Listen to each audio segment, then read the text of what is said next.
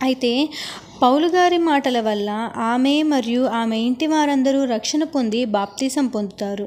ఆమె పౌలుని తన ఇంటికి రమ్మని, నేను ప్రభువునందు విశ్వాసం గల స్త్రీని అని మీరు నమ్మితే రండి అని ఎంతో బలవంతం చేస్తుంది.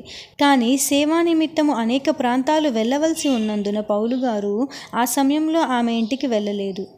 తరువాత పౌలు దయ్యపు ఆత్మల నుండి కొందరిని విడిపించినట్లుగా అపోస్తల కార్యములు 16వ అధ్యాయములోని 17-18 వచనాల్లో మనం చూడవచ్చు.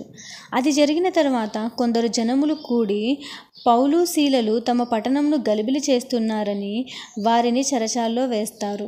అయితే పౌలు శీలలు మధ్యరాత్రి దేవుణ్ణి ప్రార్థిస్తూ కీర్తనలు పాడుచుండగా మహాభూకంపము కలిగి చెరసాల పునాదులు అదిరి తలుపులు తెరుచుకొనెను మరియు అందరి బంధకములు ఊడెను అని 16వ అధ్యాయము 25-26 వచనాల్లో మనం చూడవచ్చు.